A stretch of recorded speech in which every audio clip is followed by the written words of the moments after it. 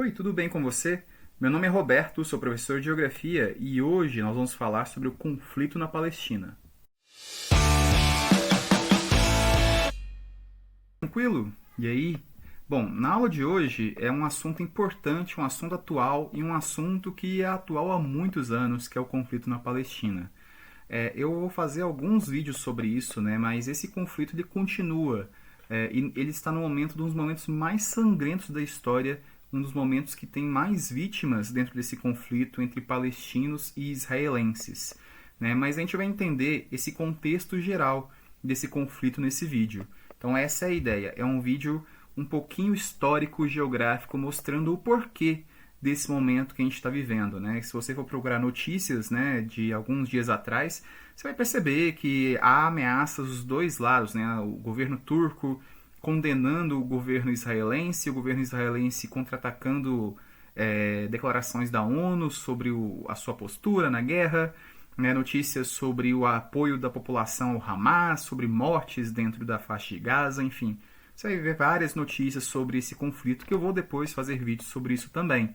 Mas, no vídeo de hoje, o objetivo é falar como que nós chegamos até esse momento, de uma forma resumida, é claro, né? Então, o primeiro momento aqui nesse resumão é a diáspora. O que foi a diáspora? Até o ano 70 depois de Cristo, né, ou da era moderna, da era comum, né, depois da era comum, digamos assim, até esse momento, a região onde é a Palestina, ela era habitada por hebreus e também pelos palestinos, né? Se quiser chamar eles de filisteus, porque Palestina vem de Filistina, né? Então eles habitavam aquela região, eram alguns povos, algumas etnias que viviam ali. Só que nessa época, nesse ano 70 depois de Cristo, né, alguns anos antes já, né, quem dominava aquela região era o Império Romano. E os hebreus, essa etnia, não estava satisfeita com a questão econômica, né, da exploração dos romanos sobre eles. E aí estava rolando ali um desentendimento até o momento que os romanos, o Império Romano, ele decidiu acabar de vez com essa população ali e fez com que eles saíssem do território deles, expulsou eles de lá. Então o Império Romano que chegou ali, colonizou, dominou e chegou e expulsou essa galera de lá. Esses hebreus, né, que a religião deles é o judaísmo, são os judeus. Então eles têm esse momento aí de se espalhar pelo mundo. Essa não foi a primeira diáspora, eles já tinham tido outros movimentos desses também, né, antigamente, mas esse foi o grande, né, o mais grandioso, porque todo mundo foi expulso dali. Então os judeus eles se espalharam pelo mundo, eles ocuparam ali a parte da Europa Ocidental, parte da Europa Oriental e ao longo da história, né, foram para as colônias também, foram para o Canadá, para os Estados Unidos, para o próprio Brasil também eles vieram colonizar não, ocupar, né, foram para a Ásia, para o norte da África, né? Inclusive há judeus dentro de países africanos, né? Grandes quantidades de judeus dentro dos países africanos justamente por conta da diáspora. Então, os judeus inicialmente eles foram expulsos dali. Então, ano 70 depois de Cristo foi o primeiro grande movimento aí. E é importante porque até hoje a ocupação israelense ali, né, a ocupação dos chamados sionistas ali na região é justificada exatamente por conta dessa diáspora. O Império Otomano, ele já depois de muitos e muitos anos, né, ele vai dominar aquela região até 1917. Que aí, durante a Primeira Guerra Mundial, o Império Otomano ele perde a Primeira Guerra Mundial, então por isso que ele perde o domínio dessa região. O Império Otomano hoje seria o que é a Turquia. Então quem dominava essa região até 1917 eram os turcos. É importante também frisar o seguinte, né? As pessoas têm a seguinte ideia que todo mundo do Oriente Médio é árabe, o que não é verdade, tá? A árabe é uma das etnias que ocupa aquela região. Os turcos é uma outra etnia, são uma outra etnia. Por exemplo, aos persas que ocupam o Irã são outra etnia. Né, aos curdos, que depois eu vou fazer um vídeo sobre eles, né, que eles também estão em conflito ali naquela região, inclusive com os turcos. Os curdos são outra etnia, ou seja, há várias etnias ali. Tá? Os palestinos, por acaso, eles são da etnia árabe. Mas, quando nós falamos do Oriente Médio, né, da região da Ásia Ocidental, nós não estamos falando 100% de árabes. É importante frisar isso aí. Então, beleza, o Império Otomano domina até 1917. Durante esse período, né, de ocupação ali, de domínio da região onde hoje é Israel, da Palestina, né, que até aquela época era Palestina, Os judeus eles sofreram bastante com o chamado antissemitismo. O que é o antissemitismo? É a discriminação contra pessoas que têm origem nas terras palestinas. Ou seja, na origem do nome, antissemitismo é a discriminação também contra os palestinos, tá? Mas, por conta de toda essa perseguição que os judeus sofreram ao longo da história, de sempre foram minorias onde eles foram se localizar e sempre sofreram perseguições por serem diferentes, esse nome ficou meio que comum associado aos judeus, né? Você ser contra o judeu, você atacar um judeu, é você estar sendo antissemita, né? Antissemitista. Então, ao longo da história, os judeus sofreram com muita discriminação. Ao longo do século XIX, por conta dessa perseguição, dessa discriminação, os judeus começaram a migrar espontaneamente lá para a Palestina, né? Só que eles eram um pouco numerosos, então eles conseguiram conviver ali nesse início ali do século XIX bem com os palestinos, porque eles eram uma população como qualquer outra ali na região. E aí vem o sionismo, lá no finzinho do século XIX, com esse jornalista aí, ó, Theodor Herzl, e ele faz esse livro aí, ó, O Estado Judeu em 1896. Esse livro é fundamental, porque nele ele defendia que para se livrar do antissemitismo, os judeus tinham que ter o Estado próprio. Então ele cria essa teoria, que os judeus têm que migrar para o seu próprio território. Essa é a teoria sionista, é o movimento sionista. E a partir de então, ele faz conferências, ele faz outros artigos, enfim, ele faz todo um estudo científico e aí vai acumulando pessoas e pensadores para defender também essa ideia, né, que os judeus tinham que ter seu próprio território. E aí, para fortalecer, né, infelizmente, a questão do sionismo, né, eu falo infelizmente porque olha só o que fortaleceu. Lá na região da Europa Oriental, na região da Rússia, da Ucrânia, naquela região ali, os judeus sofriam linchamentos chamados pogroms. E esses pogroms, né, eram linchamentos não só contra judeus, mas era contra minorias, né, religiosas, étnicas lá na região. E os governos, né, os estados, eles ignoravam, né, eles fingiam que não estava acontecendo isso. E com isso o sionismo ganha força, porque a raiva, o ódio contra os judeus estava aumentando naquela região. E as migrações com essa questão sionista, com essa ideia sionista, aumentam para a região de Israel. Nessas conferências sionistas, inclusive, eles chegaram a discutir, não, vamos para a Argentina, para não ter problema na Palestina, porque já tem gente morando lá e tudo mais. Mas, por fim, né, a terra prometida, na visão deles, Israel continuou sendo o primeiro, né, a prioridade para eles voltarem. Né? Com espécies de vaquinhas, os judeus começaram a comprar terras de árabes na Palestina, né, e fizeram as suas famosas colônias agrícolas, os kibbutzins. Kibbutzim, né? Kibbutzim já está no plural.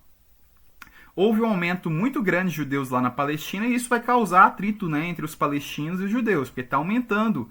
E aí os palestinos, né, os árabes, vão entender isso como uma espécie de colonialismo. Né? Eles vão entender, opa, o europeu está vindo para cá para tomar minha terra.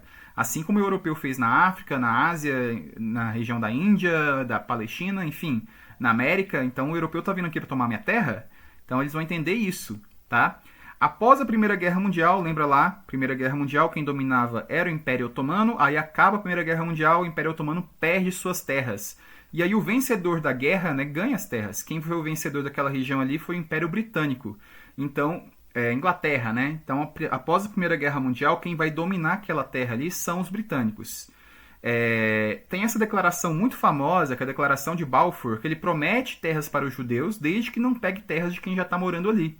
Né, as terras não dos não-judeus. Inclusive, isso é um detalhe importante. Né? Durante a Primeira Guerra Mundial, os britânicos que estavam de olho naquela terra, eles prometeram terras tanto para os judeus quanto para os árabes se eles lutassem com os britânicos contra o Império Otomano. Então, eles prometeram terras para os dois e isso gerou um desconforto. Mas a Declaração de Balfour, né, ela meio que foi sinalizada na visão dos judeus como um sinal verde. Opa, vamos ocupar aquela região. Até 1936, os britânicos chegaram até a elaborar a criação de dois estados, né? Os britânicos meio que eles foram levando, né, em banho-maria esse conflito, né? Eles foram criando teorias e tudo mais, mas nada de muito concreto, né? O conflito vai ficar mais acirrado depois dos britânicos promoverem, né, falarem que queriam criar dois estados ali, né? Os árabes vão rejeitar essa ideia, né? E os grupos judeus, eles vão radicalizar. né? Eles vão criar, por exemplo, os grupos, né, grupos militarizados, né, as milícias, que seja, como se quiser chamar, hoje em dia chamariam de terroristas. Por quê? Eram grupos militarizados, não eram militares, mas eram militarizados, tinham armas, tinham estratégia militar, e eles bombardeavam prédios, eles bombardeavam civis, né? Então eles faziam ataques terroristas. A ideia deles era o quê? Colocar o terror, colocar medo na população palestina. Então, terroristas, né? O nome desse grupo era o Hagna, como está escrito aí em cima. Então era um grupo terrorista judeu. Então, hoje em dia, né, esse papel se inverte, né? Que a gente vai colocar o Hamas como grupo terrorista, que faz exatamente o que o Hagna fazia antigamente. Como que a história é cíclica, né? E com isso, né, com essa interferência ou com essa não interferência britânica na região, com o aumento dos israelenses ali, que eles entendiam, dos judeus ali, né, que eles entendiam, judeus sionistas, vamos colocar, o aumento dos sionistas ali. Os árabes entendiam isso como uma colonização europeia. Então eles vão radicalizar. E isso gera, a radicalização é um grande problema, né? As pessoas vão ficar muito revoltadas, vão ficar desesperançosas e elas vão dar espaço para aqueles radicais, para os extremistas, para aquelas pessoas que interpretam o Corão, que é a Bíblia muçulmana, de um jeito mais radical, de um jeito mais violento. Então essas pessoas vão ganhar força aí, porque eles vão se tornar os representantes dos árabes nessa luta contra os grupos terroristas sionistas que estavam se instalando ali naquela região. Durante o ano de 1939 foi publicado o Livro Branco, e dentro dessa teoria, né, os britânicos eles tinham até a intenção ali dentro do Livro Branco de fazer um estado só com os dois povos. Ao invés de dividir, né, a região em dois países, a ideia era fazer um país só e democraticamente eles elegeriam lá o seu presidente e tudo mais. Provavelmente, se essa ideia tivesse sido levada para frente, talvez tivesse uma aceitação maior dos árabes, porque naquela região, na época, tinha muito mais árabes do que judeus, né? Então, democraticamente, eles estariam no controle do país. Mas o Livro Branco não foi para frente, por quê? Porque tivemos a Segunda Guerra Mundial em 1939. E aí, dentro da Segunda Guerra Mundial, né, ocorreu o Holocausto, por exemplo, que foi a perseguição, a discriminação, né? Enfim, métodos de violência extrema contra os judeus, né? Enfim, de experimentos absurdos, de aprisionamento, de mais variada violência que você possa imaginar, né? Aqui o YouTube ele não permite muito que a gente fale sobre isso, mas você pode pesquisar aí, né, na internet normal, documentários, tem muito documentado sobre o Holocausto, é uma das páginas mais tristes da história, né, da humanidade. Aí eu coloquei um filme e uma série, né? A série, que inclusive é uma série de 2023 muito boa, que fala sobre a Anne Frank, né? Na visão da Mip, que é a amiga da Anne Frank. Né? Você que gosta de ler, né? Você vai ler a Anne Frank e vai perceber que tem a Mip lá, né? E essa série ela é baseada na visão da Mip. Então é muito boa essa série, recomendo. E o filme, né? A Lista de Schindler também é um bom filme, né? Mostrando essa questão dos judeus aí durante a Segunda Guerra Mundial. Qual que é a grande questão, né? Segunda Guerra Mundial, os judeus vão sofrer tanto com essa perseguição, né, dos alemães, né, do governo alemão da época, que aí o mundo vai solidarizar com os judeus, e com razão, né? O mundo vai comprar a ideia sionista, vai falar, opa, os judeus merecem sim ter um Estado próprio, depois de tanto sofrimento. Depois da Segunda Guerra Mundial, em 1945 é criada a Liga Árabe, que são países aí de etnias árabes em sua maioria. Você percebe que são vários países que estão aí na Ásia e também no norte da África, né? São os países da Liga Árabe. É importante que fale sobre a Liga Árabe porque ela vai ser decisiva depois. No pós-Segunda Guerra Mundial, a recém-criada ONU, que foi criada depois da Segunda Guerra Mundial para garantir a paz, para evitar uma Terceira Guerra Mundial, ela vai tentar resolver esse conflito. E aí, ela, em 47, ela já vai propor essa seguinte ideia, né? Criar dois estados, um estado palestino e um estado judeu sionista. Então, a ideia da ONU era esse aí, ó, no lado, nesse mapa, né? O laranja seria o estado judeu e o amarelo seria o estado árabe, né? As terras de ambos teriam acesso ao Rio Jordão por conta da água, né? A região ali é uma região desértica, a água é importante, essa guerra aí também é uma guerra pela água. Ambos teriam acesso ao Mar Vermelho, também uma parte importante, né? Acesso à água, mais uma vez, né? Ao transporte, né? O território é relativamente do mesmo tamanho, um pouco maior para os judeus, no caso. As terras férteis, aí está escrito errado, a maioria ficaria, né, para os judeus. Inclusive, essa foi uma das grandes reclamações dos árabes. E Jerusalém, por sua vez, seria uma cidade internacional, seria controlada pela ONU, Jerusalém. Por quê? Porque Jerusalém é uma cidade sagrada para as 3 grandes religiões monoteístas do mundo. É uma cidade sagrada para os judeus, porque é a terra prometida, né? Para eles é a terra onde o grande salvador deles vai chegar, na visão dos judeus, porque os judeus não acreditam que Jesus foi o grande salvador. O grande Messias deles vai chegar ainda e será em Jerusalém. Para os cristãos é uma cidade importante, porque foi justamente onde Jesus, que é o grande salvador dos cristãos, foi morto, crucificado, né? Então, na visão dos cristãos, é onde Jesus vai voltar, quando ele voltar à Terra. E na questão dos muçulmanos, também é uma cidade sagrada, porque foi onde Mohammed, ou Maomé, ele subiu aos céus. Então, ele foi para o céu ali, em Jerusalém Oriental. Então, é uma cidade sagrada também para os árabes, para os muçulmanos. Então, essa região, né, é uma região importantíssima para as 3 grandes religiões monoteístas do mundo. Por isso que a ONU ficaria como controladora, como administradora dessa cidade. E em 47, né, essa região da Palestina ainda era controlada pelos britânicos, tá? Mas com essa notícia da ideia da ONU, já começa ali o plano Dalet, né? Os extremistas judeus já chegam lá na região que ficaria para eles, né?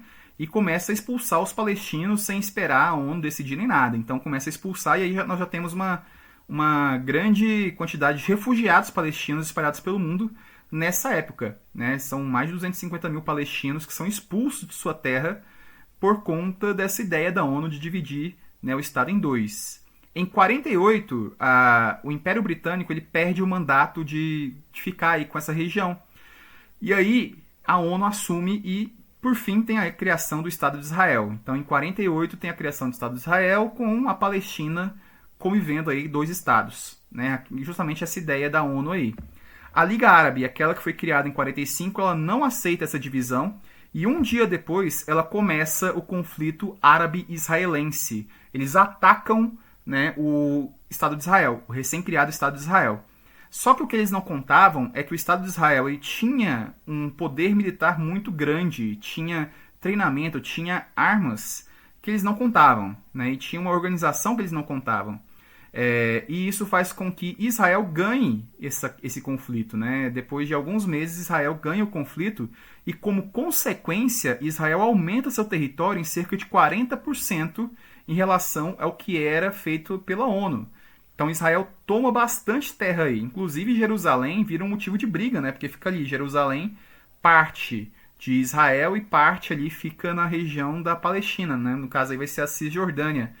Então, o conflito aí vai aumentar bastante depois disso. Israel aumenta muito seu território em relação ao que foi criado pela ONU, né? E isso aí em um prazo curtíssimo de tempo. Vamos lá, linha do tempo, hein? 1956 nós temos o conflito do Canal de Suez. O Canal de Suez, ele é um canalzinho. Deixa eu ver se eu acho um mapa aqui para mostrar. Droga, não coloquei. O Canal de Suez, ele é um canal, né? Ele é uma passagem que liga o Mar Mediterrâneo ao Mar Vermelho. E ele é importantíssimo economicamente para a Europa.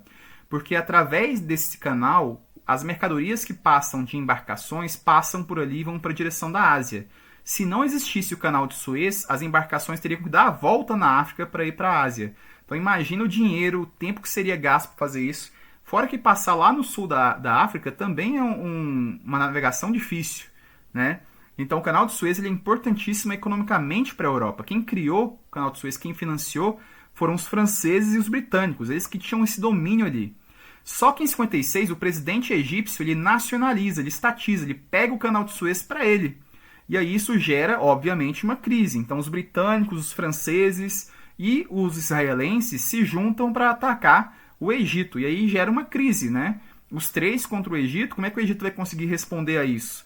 Aí vem a União Soviética, era contexto de Guerra Fria aqui. A União Soviética apoiando o Egito, manda exército, manda arma, e aí a União Soviética começa a responder esses ataques. Esse conflito chegou até a ter uma interferência americana, que os Estados Unidos falou, opa, não vamos entrar nesse conflito aí não, já tem outros conflitos nesse período aqui, que a gente está tendo que lidar, a gente vai ter que lidar com mais um conflito? Não. Aí os franceses, os britânicos e os israelenses tiram suas tropas da região, e depois de uma semana, o Egito fica com o Canal de Suez. Digamos assim, essa foi a única derrota de Israel nesses conflitos que eu vou falar para vocês aqui, tá? A Guerra de 6 Dias. Lembra que o presidente do Egito, ele conseguiu o canal de Suez para ele, né? Pegou o canal de Suez para ele, que está no território dele, mas era controlado por franceses e britânicos. Ele vai ficar muito grandão, vai ficar, opa, agora eu mando nessa parada. E o governo israelense não vai gostar dessa ideia, né? E aí o que acontece? Em 1967, o governo israelense faz um ataque preventivo ao Egito, porque eles disseram que o governo egípcio estava movimentando tropas na fronteira do Egito com Israel. Então, para evitar ser atacado, eles atacaram primeiro.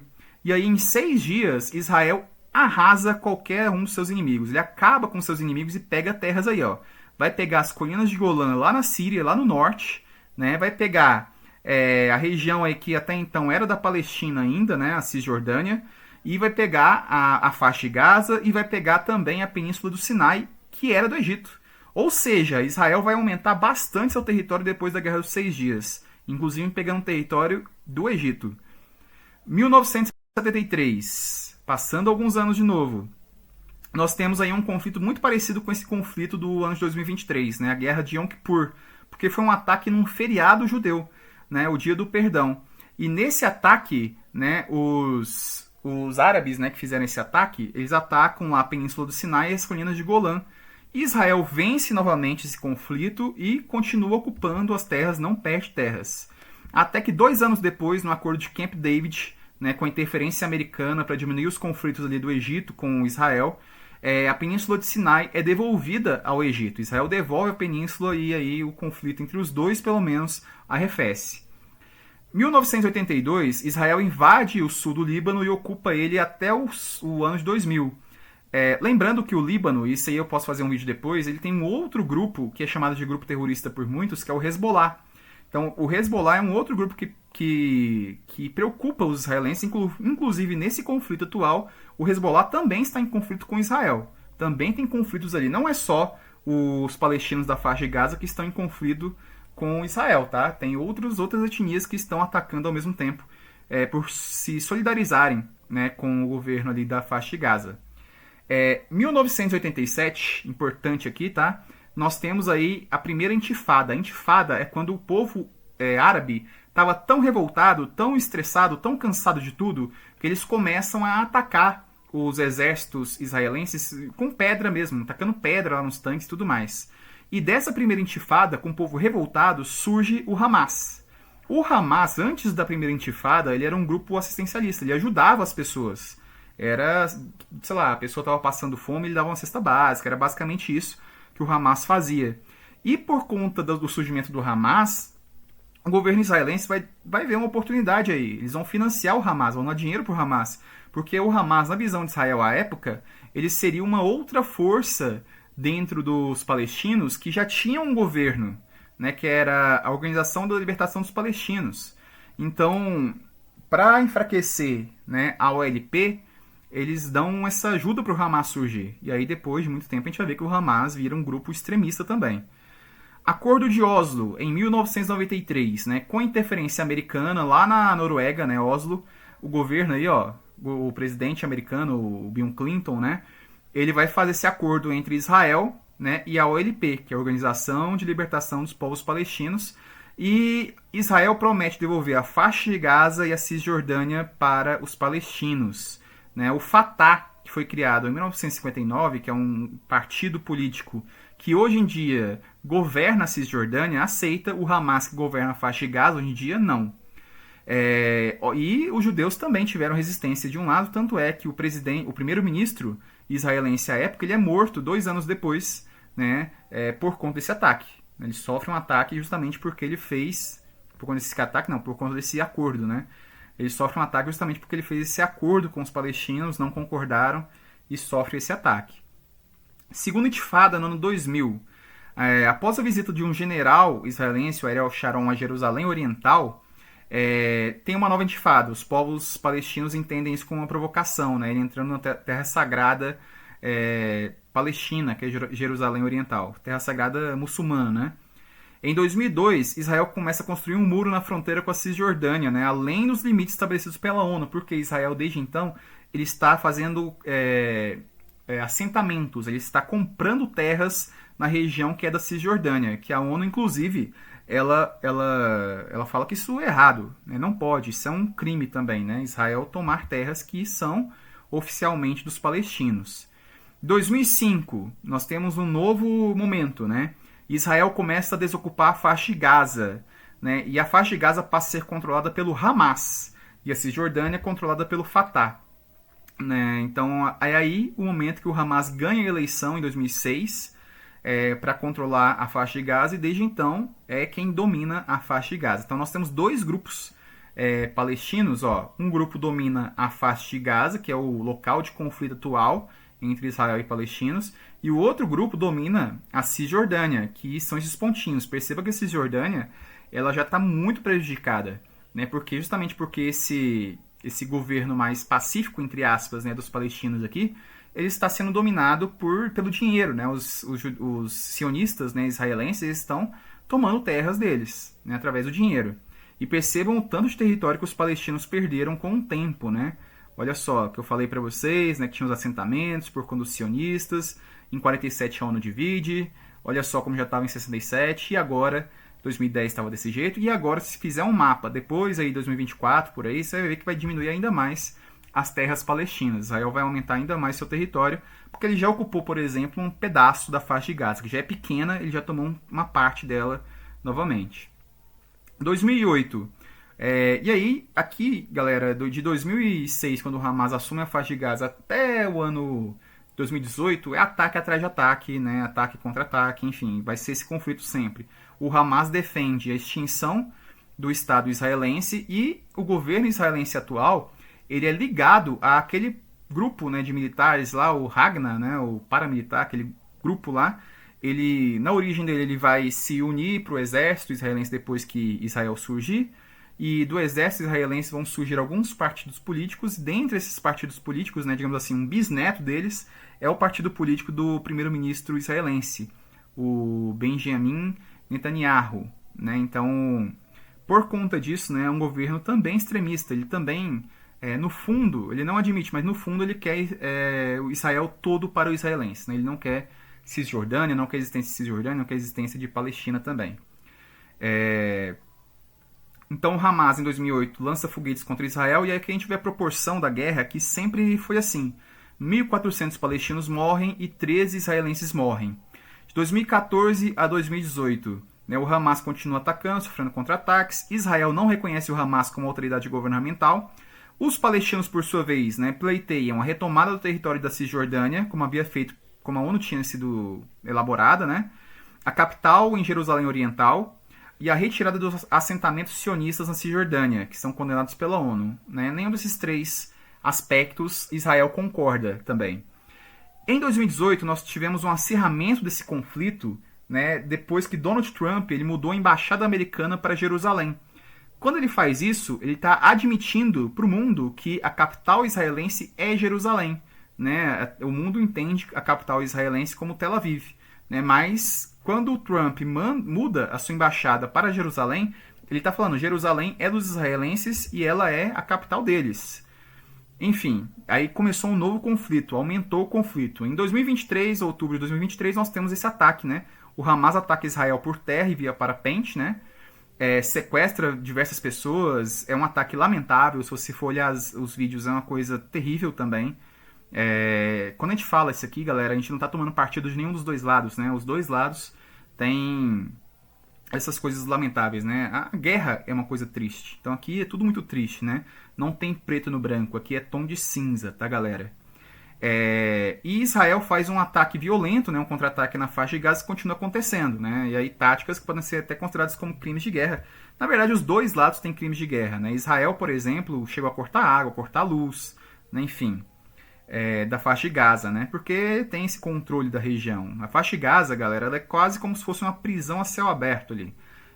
A galera da faixa de Gaza é altamente controlada, é uma região pequena, eles não podem sair dali, né? As fronteiras são vigiadas, extremamente vigiadas. Então é uma prisão, realmente. A galera que é palestina e que é partidária do Hamas fica ali. Os israelenses não querem tirar eles dali. Enfim, aqui nós temos algumas notícias que elas vão ser atualizadas com o tempo, né? Olha só, Israel reduz para 1,2 mil o número de mortos no ataque do Hamas no dia 7 de outubro. Foi uma quantidade enorme de israelenses que morreram aqui, tá? Isso aqui não é comum, essa quantidade de mortos. Por isso que esse ataque desse ano de 2023 é um ataque excepcional, assim, na história, porque ele é muito diferente, é muita gente morta. Não tinha tanto de gente morta na história desse conflito.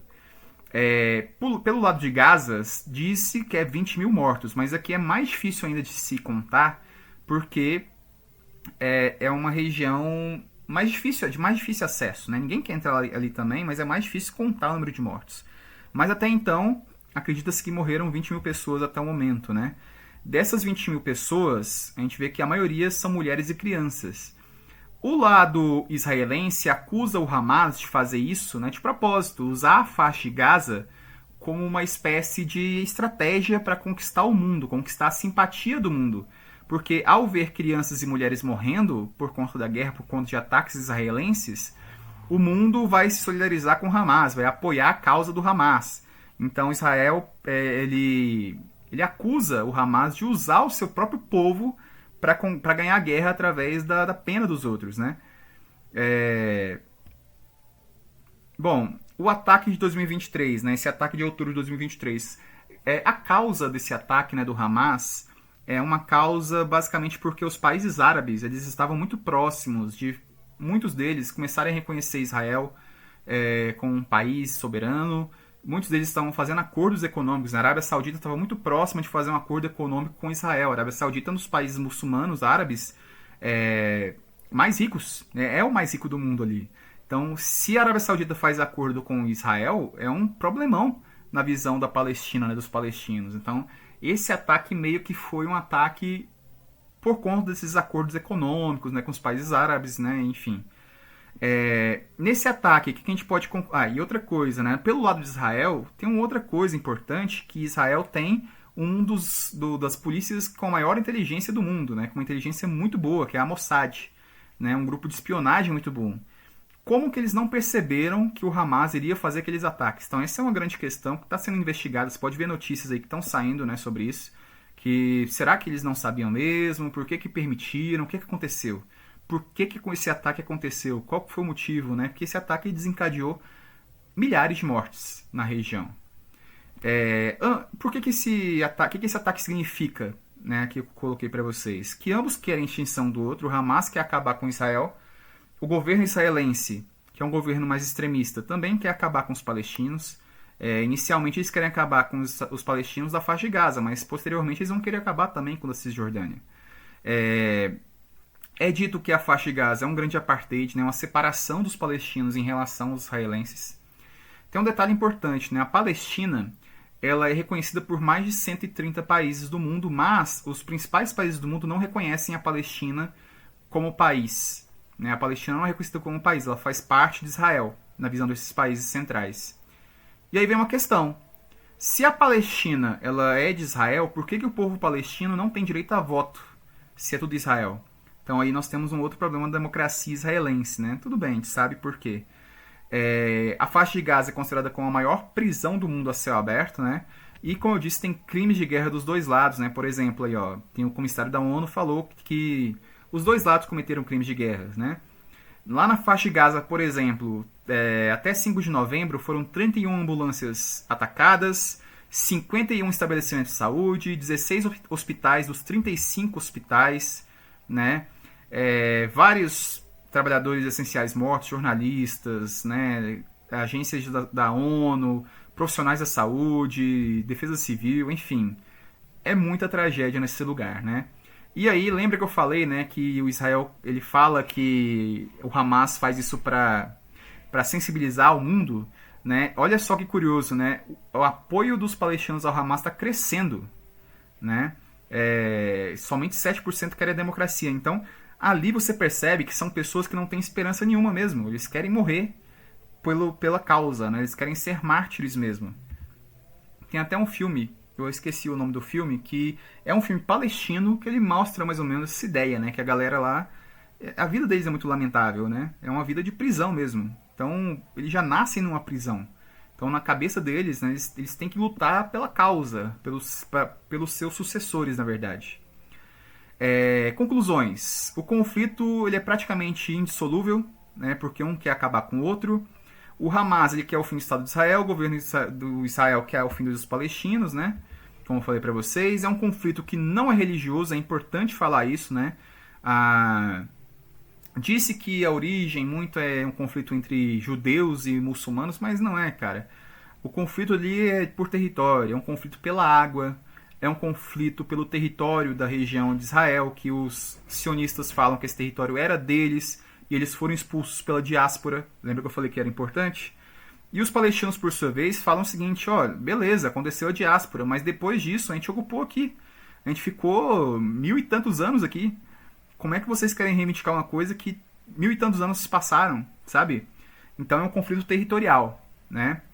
E é um conflito complicado geopoliticamente, né? A Turquia, que é um grande inimigo de Israel, ela faz parte da OTAN. A OTAN é um organismo de militares capitalistas que surgiu durante a Guerra Fria, que eles têm acesso a bombas atômicas, né? Porque tem os Estados Unidos, por exemplo, dentro da OTAN. E a OTAN, ela tem a seguinte política, né? Se um país da OTAN é atacado, toda a OTAN passa a defendê-lo. Então, um ataque à Turquia, por exemplo, é um ataque à OTAN. Então, perceba só como é conflituoso. Israel também é um país que tem armas nucleares. O Irã é um país fortemente armado, que inclusive Israel desconfia que o Irã possa ter armas nucleares. Então, é um país que preocupa os israelenses, né? Lembrando, da questão das etnias, né? A Turquia, a etnia lá é turca. Irã, a etnia deles é persa. Mas mesmo assim, por uma questão religiosa, eles se solidarizam com a etnia árabe da Palestina. Israel tem um forte apoio dos Estados Unidos, né? Os Estados Unidos está sempre ajudando Israel. Em todas as resoluções, todas as reuniões da ONU, Estados Unidos sempre vai no mesmo voto que Israel tem. Se Israel vota em alguma coisa, os americanos sempre vão apoiá-lo. E os americanos têm uma forte influência dentro da ONU. Eles são um dos 5 únicos países que podem vetar resoluções da ONU. Então, o Brasil, no ano passado, que é o atual presidente, né, do Conselho de Segurança da ONU, tentou passar uma resolução para fazer a paz na região, né, para promover a paz. E Israel não quis e foi apoiado pelos americanos. E os americanos têm direito a veto. Então, a resolução que o Brasil tentou criar foi vetada por conta disso. Como eu falei para vocês, Israel tem armas nucleares, né, e Israel desconfia do Irã. A Arábia Saudita é uma força econômica na região importante, tanto para os americanos quanto para os israelenses, mas no momento a Arábia Saudita, pelo menos teoricamente, ela apoia o governo palestino, né, o Estado palestino. Enfim, esse conflito ainda vai dar muito o que falar. Eu espero que eu tenha feito um bom resumo para você entender a origem desse conflito, que é um conflito muito complicado de se entender, de se explicar também, porque ele é muito longo e ele tem muitos detalhes. Mas eu espero que você tenha entendido. E caso você tenha gostado do vídeo, né, por favor, deixe o seu like, deixe o seu comentário e se inscreva no canal, que eu vou trazer sempre mais vídeos para vocês, inclusive sobre esses assuntos de atualidades, tá bom? Obrigado pela companhia e até mais.